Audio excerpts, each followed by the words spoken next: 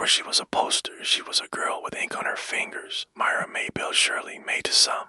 Belle later to most grew under Missouri sky that practiced being dramatic. Storms rehearsed in the distance, then arrived polite as callers, a clap at the door. A cuss like a greeting. Her father kept delivery and a notion of gentility. Her mother kept the arithmetic of a household that entertained more travelers than it could afford, and yet somehow managed it. Books lived in that house. A piano too, keys dusted like promises. Mira's hands knew reins and scales. She learned to sit straight in a dress and to sit straighter on a horse. The border was already learning to argue with itself. Kansas to the west, Missouri to the east. Men who preferred neighbors in theory and practiced enemies in fact. Frank and Jesse James were boys not terribly far away, youngers too. Names that would grow larger later were just syllables then. Word didn't knock, it moved in. Families shifted like furniture. The Shirleys went south for a time. Texas dust on trunks that once thought they were ornamental. On the road, Myra learned the patience of miles and the sharpness of being stared at,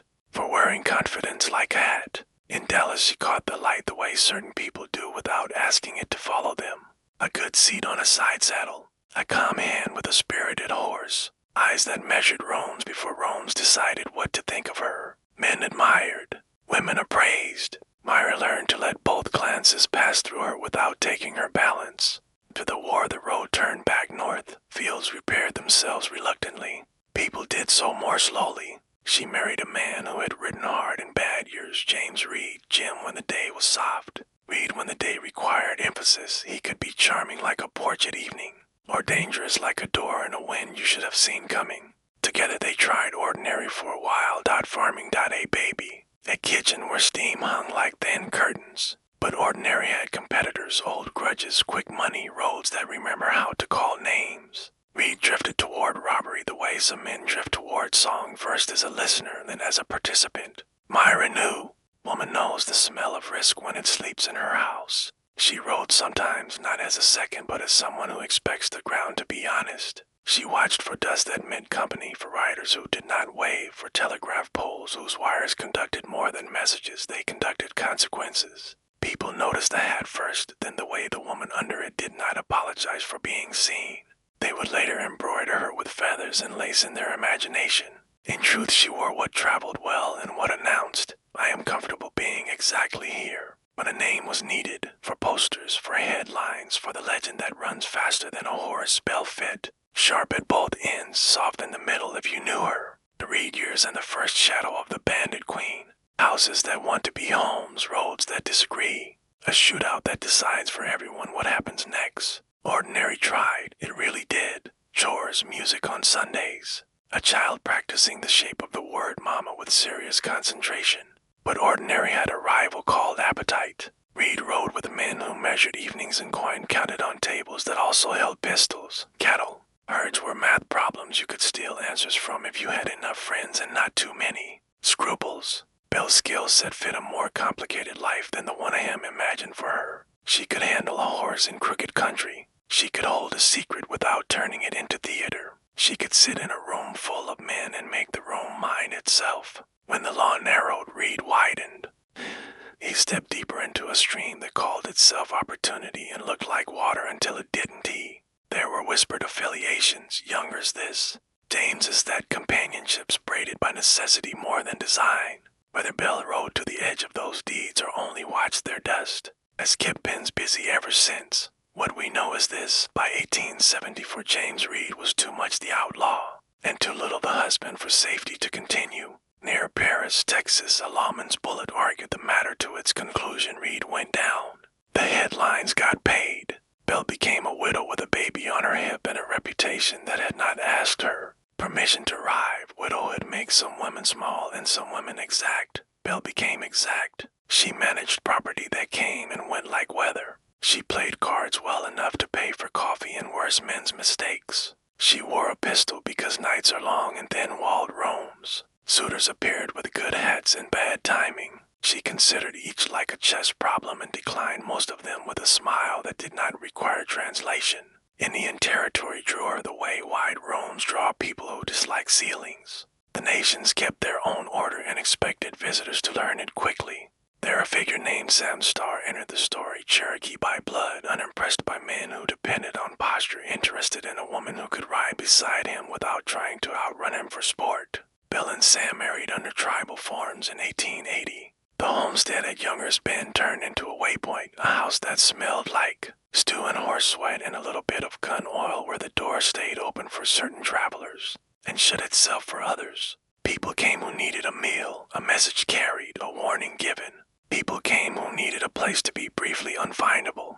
Bill sorted them without ceremony. The newspapers sharpened their pencils and their interest. Queen of the outlaws, one wrote with the laziness of monarchy. She was queen of nothing but her gate and her table still. The phrase stuck like burrs and rode everywhere with her name, Younger's Bend, Sam Starr. And a Marshall Knox, a river house where Stu never runs out, a husband who keeps one eye on the door. Bass Reeves in the saddle with a writ that will not apologize. Indian territory is a conversation between law and courtesy. If you speak both, you get invited to more rooms. Belle spoke both. She kept a table on purpose, bread, beans, coffee that made mornings walk straight. She also kept horses the way some keep jewelry, not ornamental, valuable. Sam Starr acted like a tree with roots and branches, steadfast at home, spreading news in unseen ways. He could be stern. He could be generous. He believed the nation should look after their own and that outsiders should do their work and leave. But the border is porous where money walks. Stolen horses complicate friendships faster than gossip does. Names made of aliases passed through. Some left tracks that fit warrants, some did not. Deputy U.S. Marshals from Fort Smith rode the territory like punctuation. Commas where a pause helped, periods where sentences refused to end. Among them was Bass Reeves, quiet and exact, a man whose star fit as if it had been cut from his own patience. One day, 1882 by many accounts, Bass Reeves arrived with papers that spoke in the simple grammar of accusation, horse theft. Not a grand charge, but the kind that binds. Arrests are often more about decorum than force. Reeves knew this. Belle did too. She did not play queen in that moment. She played host to the facts. At Fort Smith, Judge Parker's court did the arithmetic. 9 months for Belle at the Detroit House of Corrections, a sentence that sounded like a winter and felt like a long rain. Sam took his portion too. Prison turned some people brittle. It turned Belle exact again. She learned a routine well enough to make it behave. She folded time into letters and into plans for the gate at Younger's Bend. When she returned, the river sounded different because she did. She kept the house open but tightened its rules. Horses were counted with more suspicion and less. Poetry, guests were received like weather, welcome when needed, resisted when not. She wore a tailored habit and a hat with a brim that understood arithmetic. She rode armed, but not flamboyantly. She kept the door's threshold cleaner than the papers said she did. And her prison Sam's last day, Belle's many stories, and the price of a name, a quarrel by a fence line, a shot that makes a widow twice, posters that refuse to retire. Sam Starr died the way men with reputation sometimes do, not in a grand raid, but in an argument that misjudged distance. A neighbor named Frank West, a quarrel over horses or pride depending on who was telling it. A sudden noise that made every other sound in the bottom seem far away for a while. Belle buried him with the exactness she brought to everything. She stood straight. She accepted dishes from neighbors who knew that casserole is a language grief understands. She did not retire into veils. She rode. Posters kept their jobs. Bandit Queen inked by men who had never shared her table, who liked the silhouette of a woman with a pistol because it solved layout problems. She obliged just enough to get paid for appearances when money asked politely. She told stories in tents. And tents would listen and fed people in kitchens when kitchens needed a boss. Suitors came again. Some more charm like ill-fitting coats, some more trouble like perfume. She considered them all and chose a few briefly, alliances of convenience. Companionships with expiration dates. Jim, July Star, Cherokee, and Younger stood near her in those years as roomer and partner by turns. Edgar Watson, a neighbor with a temper that did math too quickly, became another orbiting name. Bass Reeves rode through the story again now and then, not always to our door, but close enough that the law remained a part of the landscape rather than a remote weather report. She respected that. She kept to her arithmetic. Food, animals, children when they visited, men when they behaved. The legend machine did its own accounting. Dime novels ironed out contradictions. Newspapers preferred hats and pistols to ledgers and gates. Photographers caught her in studio light. That made the territory look tidy. she smiled a little sometimes, because a little smile spins better than a large one. Under the wardrobe of reputation lived a person with daily concerns, broken rails on a fence, chickens that refused logic, a river that asked for respect in flood season and drought both. The bend, a birthday, and a shot without a witness, a February morning, a road cut through trees, an ending that left more questions so the posters would have work later. February 3rd, 1889. Bill rode home from a neighbor's, a short distance that rain can make long if it chooses. 41 years old by the arithmetic she used. A birthday. On the road near the homestead, the woods held their breath. A shot, then another. The woman in her riding skirt becoming suddenly still in a way that made the ground remember the day for a long time.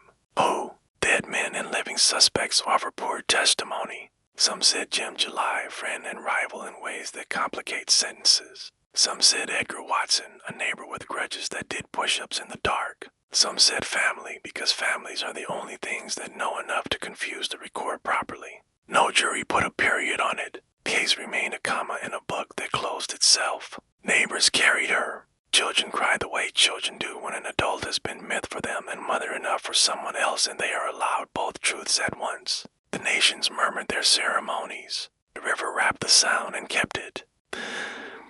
Posters got their final image without earning it.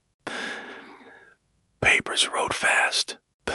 Dime novels moved their commas around and sold more copies. But kitchens remembered other details. That Belle Starr kept still hot for men whose names deserved paper and men whose names didn't. That she counted horses like a rancher and not like a thief. And every counting was hers to command. That she treated children with a firmness that meant love and a humor that meant the same. What do we keep at bedtime when the noise is done? Woman who refused to be reduced, not to queen, not to villain, not to saint. She was a manager of thresholds in a time and place that turned thresholds into stages. If we need a picture, keep this one, a gated younger's bend, hinges oiled, coffee on, a rider dismounting with stories in his pockets and Belle deciding with a glance and a nod which of those stories may enter the room. From Belle's table, our trail turns toward a man who learned gunplay early, kept ledgers of enemies.